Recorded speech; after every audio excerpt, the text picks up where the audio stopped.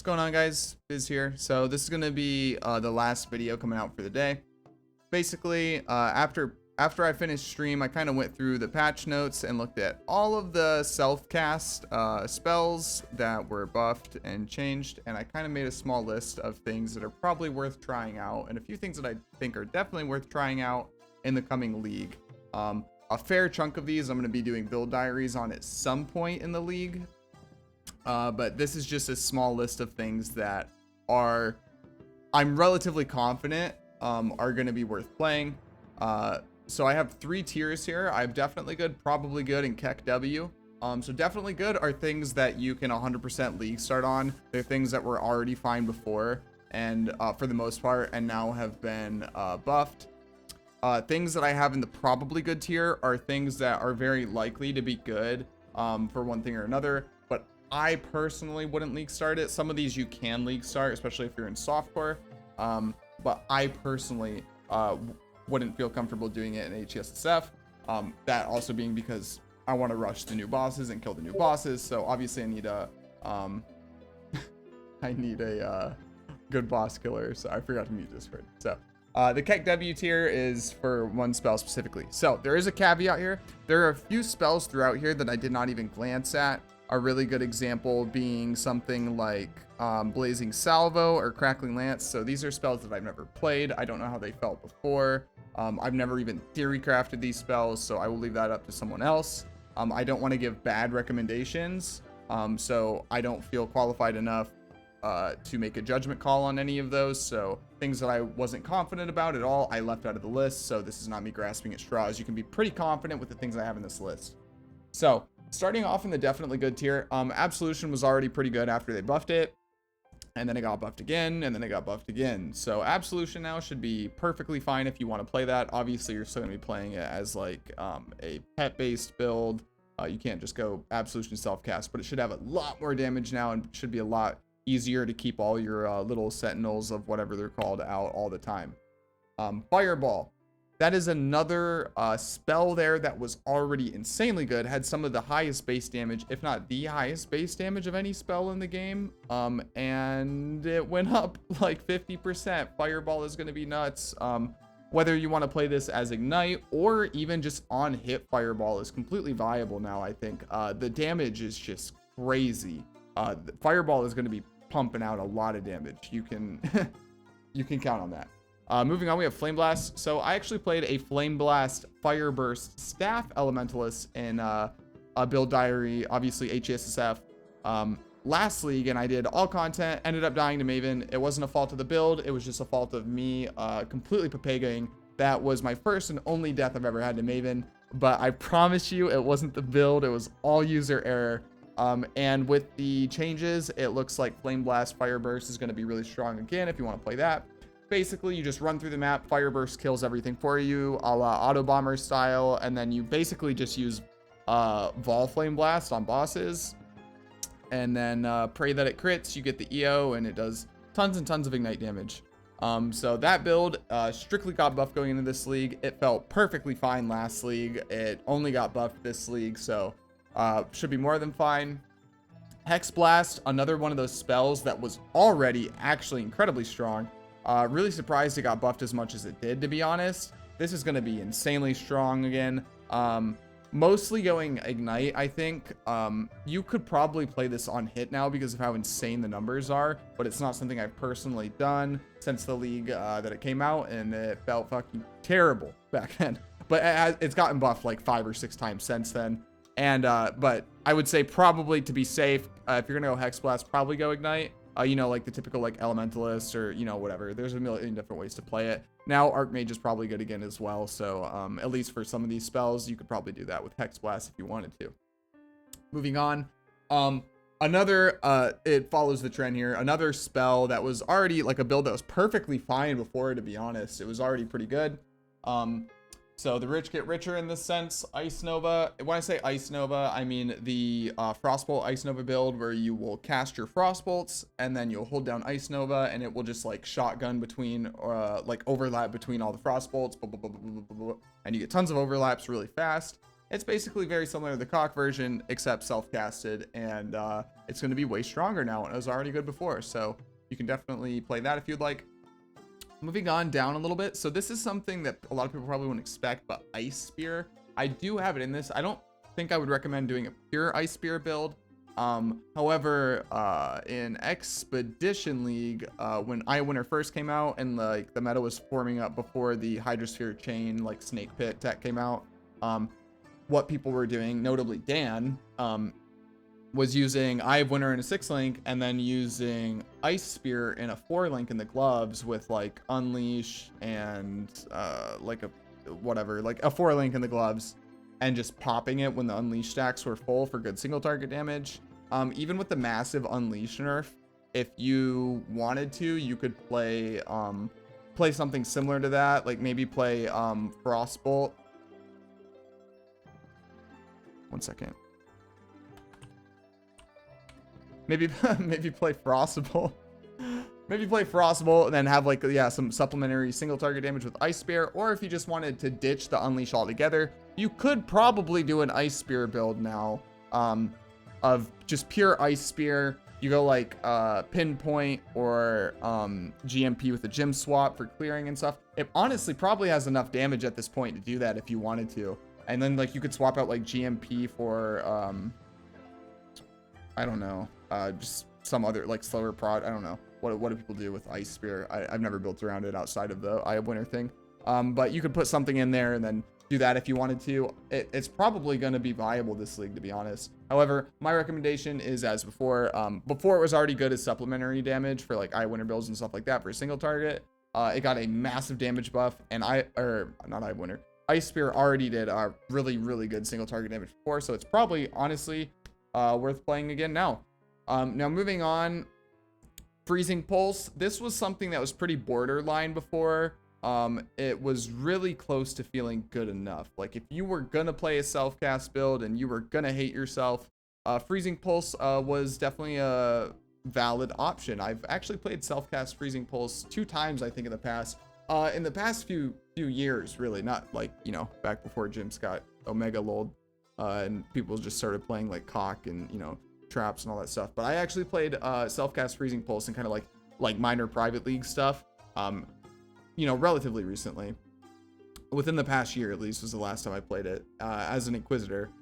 Playing this self-cast, honestly, got like, what, 50-60% more damage. Freezing Pulse self-cast is unironically probably going to be quite strong this league, so if you've been hankering to play this self-cast, it's definitely going to be viable. Lastly, Divine Ire. Yeah, I mean, this is another one of those cases where it was already good, and now it's better. So you could play this, like, you can do, like, crit, like LE conversion, kind of, it's like what people were doing back when they released Divine Ire for racing. That's actually what I played back then, was Trickster. I copied Crying's Trickster, like, crit Divine Ire build, because, you know, all the cast speed and stuff. But if you want to play Divine Ire, you can play it, like, on hit, or you can go Ignite. Should be fine both ways. So those are the definitely good tiers. You'll probably notice a trend here of all of these things were actually already pretty good, maybe barring, like, Flame Blast. That was a little bit off, you know, like that was a little bit niche. Maybe Divine Ire too. But outside of that, you notice the trend of things that were already strong are now stronger, quite significantly so, in fact. But moving down, we're gonna go into the probably good tier. These are, a lot of these, I would say, are things that I'm very interested doing build diaries around this league, but will not be my league starter for one reason or another. So Arc, this is something a lot of people in the game seem to love. I understand the idea and the concept behind Arc and why people like it. I don't, because I think it's a boring lightning skill. That being said, if it was like a beam of ice that chained between enemies, I'd be freaking out and I'd love it. Like if it was water or something, that'd be super cool too, excuse me. But I don't know, I feel like PoE is so lightning-y that I tend to really not like lightning skills in the game, because it always feels like lightning skills are super meta. So with that said, Arc is probably worth playing. If you're in like softcore trade or anything, I would say if you want to league start Arc, go for it. It should be more than fine. But just, this is a list based off like my HCSSF views and my goals for HCSSF. So especially if you're playing softcore trade, I want to emphasize this. A lot of the things in this list are probably very safe to league start. Moving down, Ball Lightning. Ball Lightning was already pretty decent. This is another one of those borderline things after some of the nerfs and Archmage and all that stuff. But it's probably going to be quite good again. It's just in the probably good tier because Ball Lightning, again, I don't really like lightning skills that much. It's not something I've personally played myself. But this is one of those things that I think is pretty safe to bet on being good again, just because of the way the spell works. Moving on, Blade Vortex. So I spent a lot of time POBing this one today because I was potentially league starting Blade Vortex. The POB numbers look a little bit low. I tried a Fire Conversion Chieftain, and it was like, okay. I mean, there's you could also try like Archmage now probably as well, but the problem with Archmage is your clear is going to struggle a lot. You could also probably do it as an Inquisitor as well. I just did a Chieftain POB and it looked okay. But like to really pump the numbers, you're probably looking at like a softcore-esque build. That being said, I didn't spend a whole lot of time POBing every specific thing. It was just kind of get a rough idea of the numbers. And yeah, to be honest, I don't really remember what numbers for BV were like before. I haven't played BV in a really long time, so it's down in the probably good tier.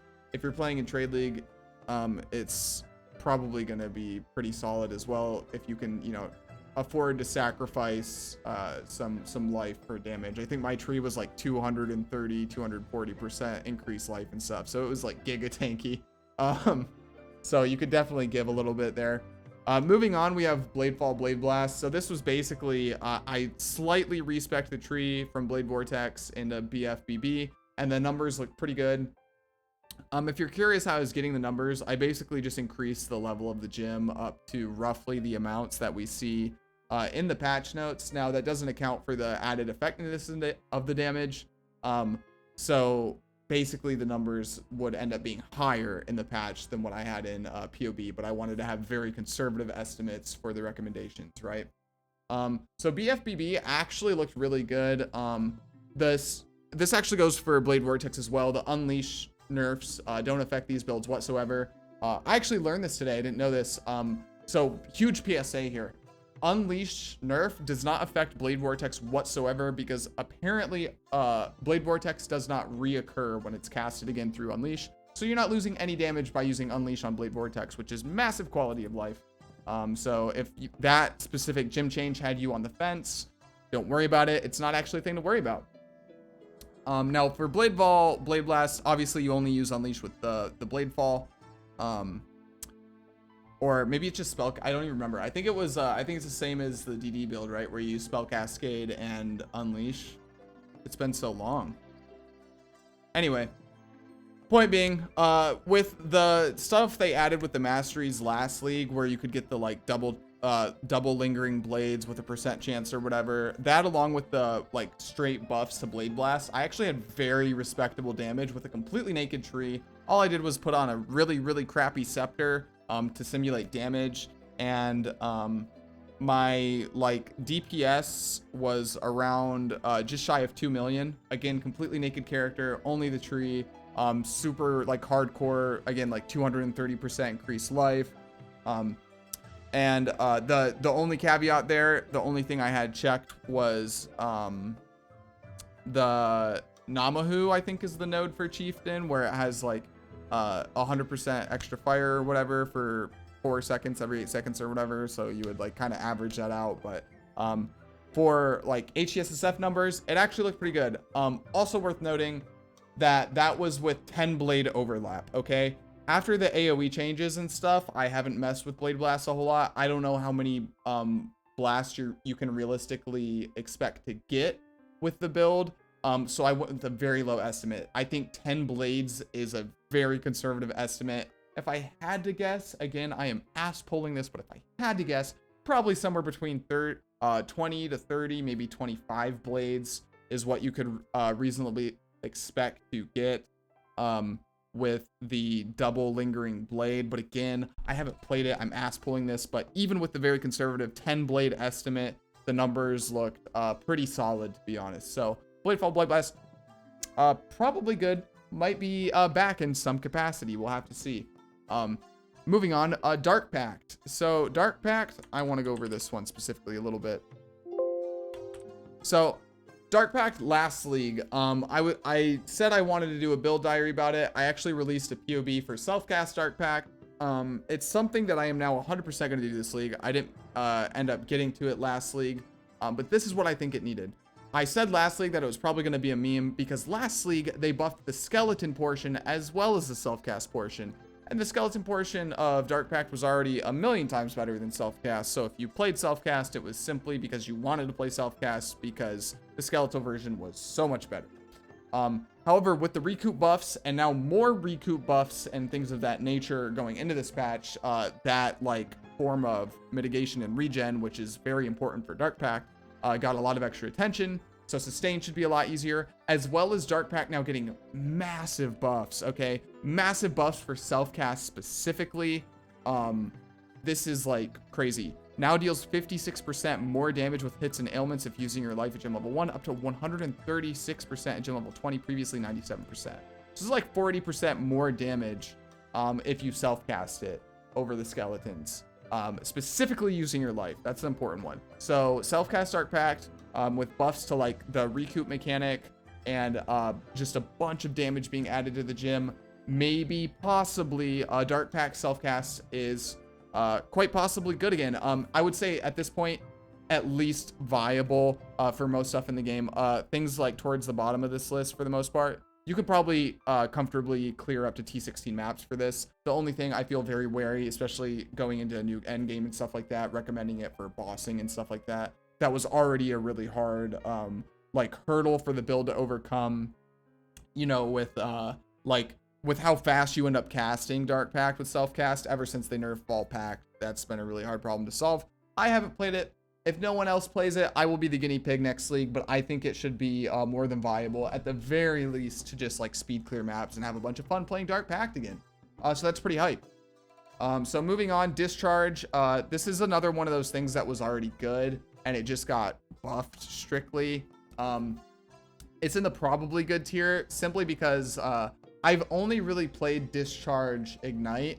Discharge Ignite got a buff, so it's going to be even better. You could definitely play this if you wanted to. The reason I have it in probably good is because I think there are better Ignite spells, and simply because I haven't played the other forms of Discharge. Though you can count on it if you played Discharge in the past. I played Discharge in 3.14 and 3.15, I think only as Ignite though. But if you want to play like on hit or some variant like that, you probably could. I'm just not going to be the one to theorycraft that, but it is, the numbers on it are pretty crazy now. And they were already good before. Frostbolt, moving on. Frostbolt's down here in the probably good tier in a pure Frostbolt build, simply because it did get giga buffed and everything. It's just Frostbolt's in this weird limbo spot where it's like, why would you ever play Frostbolt when Freezing Pulse exists? That's the only reason it's down here. Freezing Pulse is just pretty much better. The only thing Frostbolt has going for it is you can off screen with it, which is really nice. Freezing Pulse is a little bit less coverage for clear speed and stuff like that, but I think when it comes to self-cast, Freezing Pulse is actually superior anyway, because Freezing Pulse will do more damage at the beginning of its travel. You obviously have a lot more control over that when you're self-casting versus putting down a bunch of totems everywhere and whatnot. There's a lot more leniency with positioning, and then positioning the spell itself, rather. And then on top of that, Freezing Pulse goes out really fast, obviously, and Frostbolt tends to be a little bit slower. So when you have to stand still to cast it and wait for it to go out, I think Freezing Pulse is just a safer spell because it will hit the mobs faster. It'll freeze them and everything else. Because you got to keep in mind, you're playing totems or whatever. You can throw down the totem, keep running. The Frostbolt will eventually hit the mobs and freeze them. However, when you're self-casting, you have to stand still for that full duration. So if there's a mob at like towards the edge of the screen and he's like hitting you with a ranged ability and you cast Frostbolt, you're going to sit there, not move, and then it's going to take a second for the Frostbolt to actually get to the monster and chill it or potentially freeze it. Whereas Freezing Pulse will just, you know, as soon as you cast it, it's going to be there. It's going to freeze the mob. A lot safer, I think. So that's why Frostbolt's down here. It's just, you can, but why would you when you could just play its better, you know, older brother? Ice Storm, this is something that I've wanted to do a build around forever. The numbers are a lot up. There was a little bit of drama considering in the patch notes it actually ended up nerfing the spell, but it was clarified on Reddit that was actually just a typo in the patch notes, and it is actually getting massively buffed. So Whispering Ice, I think, was another one of those edge cases before where it was technically playable, but it was probably just going to feel a little bit bad and take a little bit of investment to like really kind of feel comfortable. With the massive damage buffs, this should feel fine now, especially again if you're in software trade. Like I said before, this is probably something you could start if you really wanted to. You would just, obviously you would need to get a Whispering Ice first and stuff like that, but it is an incredibly common unique. Not hard to get. I dropped like a bajillion of these a league, never done a build for it. Really looking forward to it this league. Reap on hit. So this is another build diary that I did last league. Felt fine. The massive damage buffs to this are a huge buff for on hit Reap. You can go on hit Pure Fizz with Inquisitor. You can go on hit Fire Conversion with Inquisitor. If you hated yourself, you could go on hit Chieftain Conversion. You can also do what I did and go Occultist Cold Conversion. And the really cool caveat now is it will be less reliant on Awakened Spell Cascade for endgame bossing, because it just has so much more damage now, which means when you do get Awakened Spell Cascade, you are going to be absolutely shredding things in the endgame. So Reap on hit, I mean, it felt fine last league, but it, again, was probably one of those edge cases. It took a little bit more build knowledge and a little bit more time to make it work versus other things. Now it should just be honestly really solid. You're just going to have to solve your health regen issue, and past that, damage should be there. Now, Volatile Dead. Why is that here? Well, I actually have played self-cast Volatile Dead a lot. And with the buffs, it should honestly be pretty fucking strong.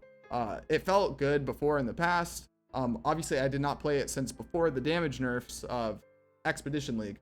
But if it's going back to those values, I see no reason why you couldn't play it if you really wanted to. If you want to play self-cast VD, go right ahead. The balls themselves are going to hit a lot harder than they would with Spellslinger now. The damage on it is going to be really nuts. So if you want to just run through a zone, get a bunch of balls, and throw them at people, then go have fun. Ultimate dodgeball build should be pretty good, to be honest. Now this one I have down in the probably good tier. When I saw Winter Orb, it looked good. To be honest, it looks really good, but it's something that there's a chance that it's not as good as it looks, and I don't want to put it in the definitely good tier, because again, the definitely goods are things that 100% I would endorse people to play. And Winter Orb is so close to that line.